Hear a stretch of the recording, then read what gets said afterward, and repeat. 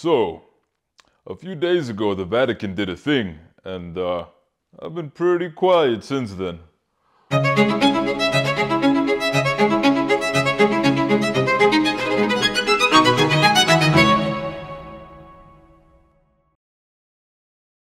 Glory to Jesus Christ. Welcome back to my channel, and thank you for joining me on Coffee with Reason. And on today's episode, I want to address the big elephant in the room, the thing that everyone has been talking about now for days and days and days, nonstop. It's caused a whirlwind in the Catholic Church, and that is the new document that was released by the Vatican a few days ago on December 18th, Fiducia Supplicans. And this document, boy, has it caused a lot of controversy in the church.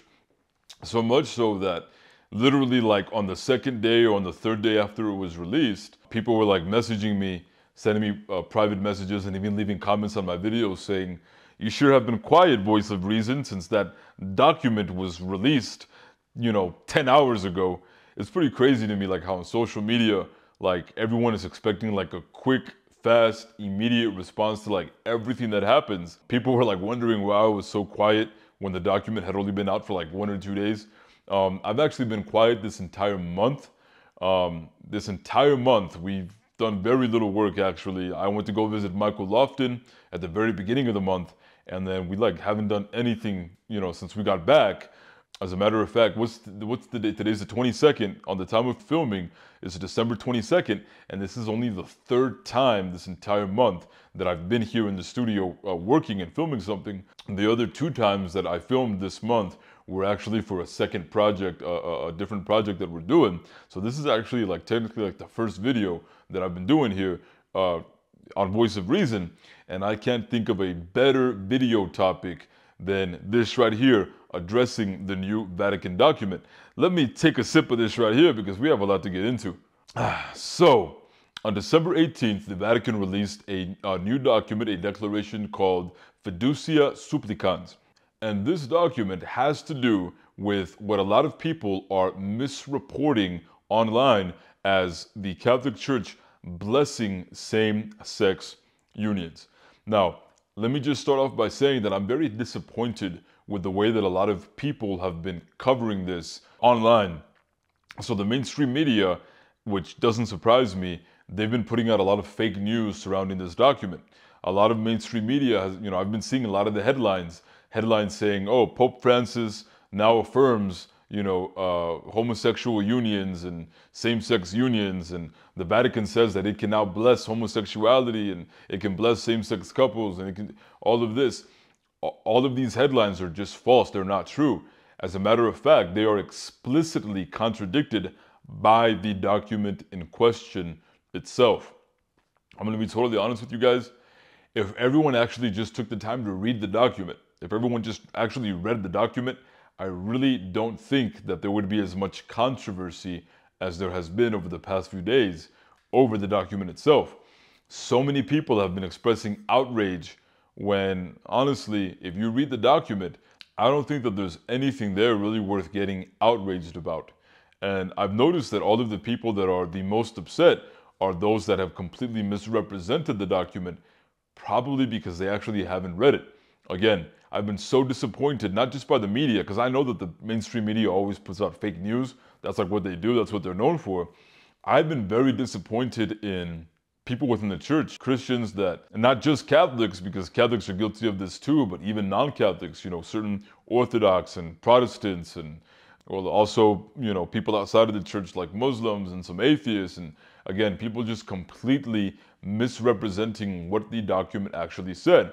So to set the record straight, just let it be known that no, the Vatican has not changed its 2,000-year-old teaching about marriage. The document itself says that marriage is only between one man and one woman, and that's it, and that cannot be changed. No, the document does not say that priests can now bless same-sex unions. So many people, certain Protestants and even Orthodox, whose videos that I've watched where they explicitly come out and say, "Oh, the Vatican just released a new document in which it allows its priests to bless same-sex unions." No, the document doesn't say that. The document says the opposite. The document literally says that same-sex unions cannot be blessed. They can't be blessed. So it's really important to read the entire document, because you will learn some things when you actually read primary sources. And what you actually learn when you read Fiducia Supplicans, when you read the presentation, which is the first part of the document, it's before the introduction, the document actually says that the purpose of the document was to answer questions that the Vatican has been receiving for years now from different people within the church, different bishops, different priests, people within the church that have been asking specific questions to the Vatican about this issue with people that have found themselves in same-sex unions and other irregular unions that are not marriage. So it's really important to understand that this document is actually really in response to what the Catholic Church has been doing in Germany. Because in Germany, we have an entire Episcopal conference. The bishops in Germany have actually been disregarding the teachings of the church, and they have been doing formal ceremonies to bless same-sex unions. So in Germany, the bishops there, unfortunately, have been formally, ritually blessing unions as unions and blessing the civil, quote-unquote, marriages of same-sex couples. And what this new document says is that that can't be done. The new document explicitly says that same-sex unions cannot be blessed. If you read paragraphs 4, 5, and 6, read paragraphs 31, 39, really read the whole thing, but especially in part 1 or part 2, paragraphs 4, 5, and 6, paragraphs 31 and paragraph 39, it is clear, it is explicit that the Vatican isn't blessing sin, it isn't affirming a homosexual lifestyle, and it isn't affirming same-sex unions. It's actually the opposite. So why all the controversy? Why is everyone so in a rage, so confused? Why is everybody so upset over this new document? Well, from everything that I've seen, it appears like everyone that's upset about this, they're not upset over what the document says. They're actually upset over what the document doesn't say. Because the document, like I've already said, says that, the church, the Vatican, and priests can't bless same-sex unions. But the document, and actually not even the body of the document, but a heading, it's a specific heading of one of the paragraphs, mentions blessing irregular unions and same-sex couples. So a lot of people are seeing that the document says that that priests can bless same-sex couples, and they don't understand what it means. And a lot of people are erroneously coming to the conclusion that the document is saying that you can bless same-sex couples as couples, that you can bless their unions. But again, we know that that's not true, because other places in the document says that that's not true. Other places in the document says that you can't. So people are confused more based off of what the document doesn't say, because they're saying that the document doesn't specify what it means when it says that same-sex couples can be blessed. But, Michael Lofton, he's actually pointed this out over and over again in recent videos that he's done addressing this issue.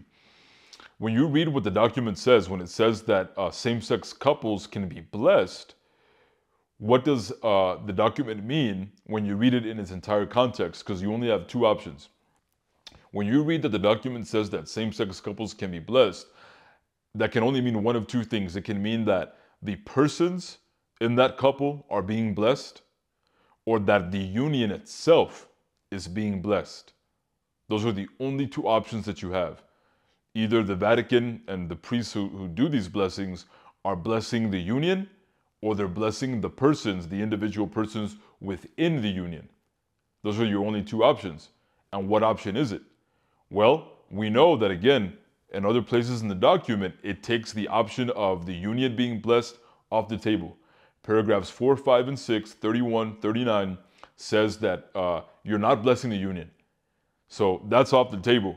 So the only thing that's left, the only thing that the document can possibly mean, is that it's the persons that are receiving a blessing, And the document actually says explicitly that the blessing, the purpose of the blessing, is for these people to live holy lives, to be able to come out of their sin, to be able to live according to the calling of the gospel, to be able to follow Jesus Christ. And what that actually means is abandoning that lifestyle. That's what that would mean. The problem is that the document doesn't explicitly say that the blessing of the couple is specifically for just the individuals. It doesn't say that in those words, but that's the only thing that it can mean because the only other option is excluded by the document. A lot of people are upset by what the document doesn't say rather than actually reading what the document does say. They're drawing false conclusions based on what the document doesn't say while ignoring what the document does say. And that's how we get all of the fake news, all of the false headlines, and all of the really bad commentaries about this document. Now, there are many things that we can say here, because when you read the document, it's actually very beautifully written. It's clear that Church, Pope Francis, the Vatican is being very pastoral, and it's trying to encourage people that have found themselves in these same-sex unions. It's encouraging them to live in a holy way, to turn their back on that lifestyle and to live according again to the calling of God. That's what the document is getting at, right? The document isn't affirming them in their sin. The document isn't affirming their lifestyle. The document isn't affirming their unions. The document is calling them out of that union. And the purpose of the blessing, the first part of that document is about blessing and what blessings are and what they're for, what their purpose is. And the purpose of the blessing is to help those who receive the blessing to live holier lives. So this document, all it's saying, and again, please go read it for yourself. As a matter of fact, we'll actually put a link to the document in the description of this video so that you guys can read it for yourselves. The document is saying that even those who find themselves in irregular unions, such as like, let's say that you're married and divorced and now you're married civilly again, or if you find yourself in a same-sex union, the blessings are for those people to be able to live righteously and to be able to actually abandon their sin and to no longer walk in sin. That's what the document is getting at. Now, there are many other things that you can say about the document, and I want to be sensitive to those people that are really sincerely confused, because I can totally understand why people would be confused. Although again, I do think that this confusion would be alleviated if everyone just went and read the document themselves. So again, you have to remember that this document, it's clearly answering all of the questions that bishops from all around the world have been asking about what the church is doing in Germany. Those German bishops that are disregarding the church's teaching. This document is actually directed for them. It's really for Germany. But the way that the Vatican is operating, because I'm sure you guys know this, we are on the verge of schism right now in Germany. The Catholic Church in Germany is this close to cutting itself off from the rest of the Catholic Church. And Pope Francis doesn't want that. Neither should we. Nobody should want that. Nobody should want schism. Schism, it's terrible, it's unfortunate, it's ugly, it's really bad, and it goes against what Jesus says in John 17, praying that his church be one church. Schism is really bad, and Pope Francis has been clear that more than anything, he just wants to avoid it. He wants to avoid separations in the church. So Pope Francis has been really delicate with the church in Germany because he knows that at literally any moment, they can break away.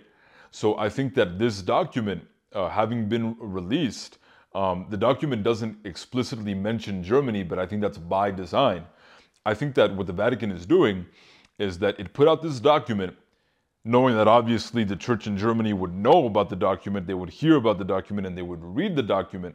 I think that the church is actually giving Germany an opportunity for them to conform to the teachings of the church without them explicitly calling Germany out, even though the Vatican has already called Germany out explicitly. It happened just earlier, at the end of November. The Vatican, the Pope is actually going to be visiting Germany at the beginning of 2024, I think 3 separate times, like in the first half of the year, because Germany has a lot of explaining to do. There's a lot that needs to be fixed in the church in Germany because, again, the bishops are disobeying the church. So I think that Pope Francis and the Dicastery for the Doctrine of the Faith put out this document, Fiducia Supplicans, in a way to not call Germany out, publicly, but probably to try and encourage them, in an indirect way to conform to the teachings of the church. The problem with that, though, is that when you release a document that is meant for the universal church, and I can understand why it would be meant for the universal church, because the document says that it's been getting questions about this subject for years now, and I'm sure that the questions are coming from bishops from all over the world. So the Vatican probably thought, well, we're getting all of these questions from all over the world.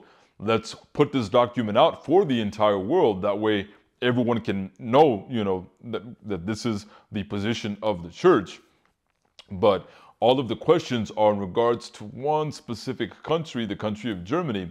Perhaps it would have been better if the Vatican had just dealt with this, specifically addressing Germany and not putting out something that is for the entire universal church, because the problems that we have in the church in Germany are not problems that we have here in the United States. Meaning that here in the United States, you don't have entire bishops' conferences, right, that are doing entire ceremonies blessing same-sex unions. We don't have that problem here, but that's what's happening in Germany. So the document is addressing a problem that we really know very little about. So for us, we see the document and we're thinking like, why would the Vatican even put this out? Like what's going on here? And we're confused because what was meant for Germany, we're receiving, and we don't know why the document would even say what it said. But basically what I'm trying to say here is that the confusion is really the fault of Germany.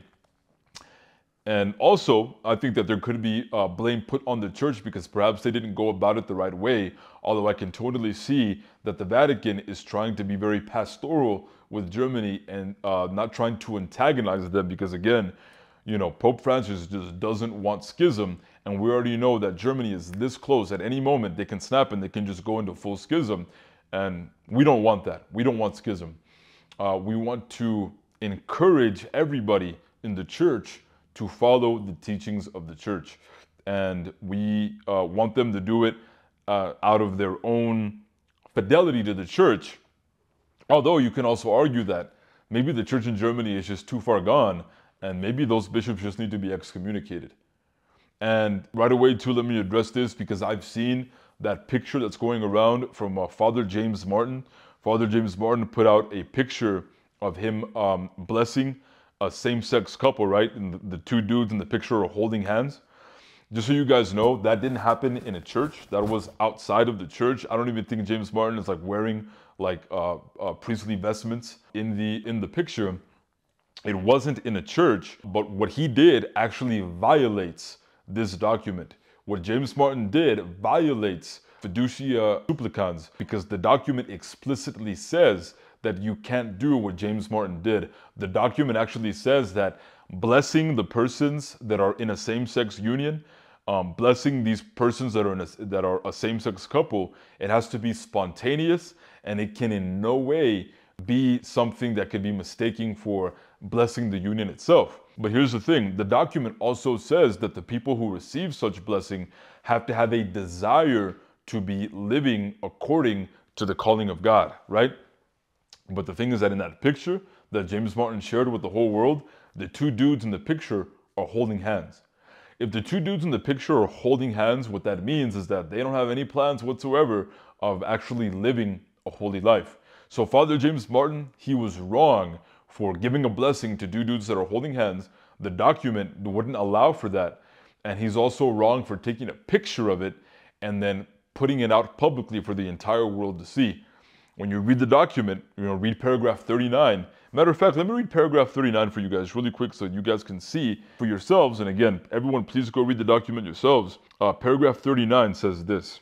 It says, in any case, precisely to avoid any form of confusion or scandal, when the prayer of blessing is requested by a couple in an irregular situation, even though it is expressed outside the rites prescribed by the liturgical books, this blessing should never be imparted in concurrence with the ceremonies of a civil union, and not even in connection with them. Not even in connection with them. nor can it be performed with any clothing, gestures, or words that are proper to a wedding. The same applies when the blessing is requested by a same-sex couple.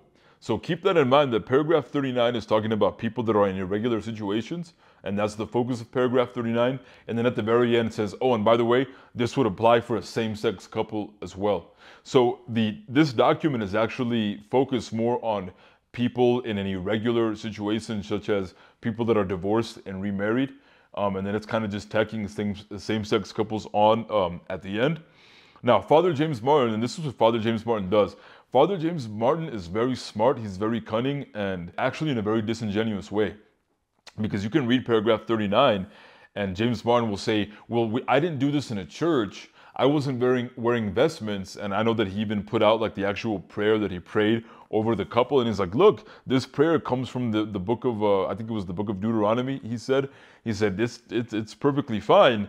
And all of that can be true, but where James Martin went wrong, where Father James Martin went wrong, was allowing the couple to hold hands and then taking a picture of them holding hands and then uploading it on the internet for the whole world to see. That's what the document explicitly condemns as well, because the document says that these blessings should be spontaneous. And if you're taking a picture of it and you're uploading it because you want to promote it, just to push your political agenda, this document actually condemns that. What I think should happen next, and I wouldn't be surprised if this did happen, is for, James Martin's bishop, whoever his bishop is, to actually discipline Father James Martin, because Father James Martin has violated this document.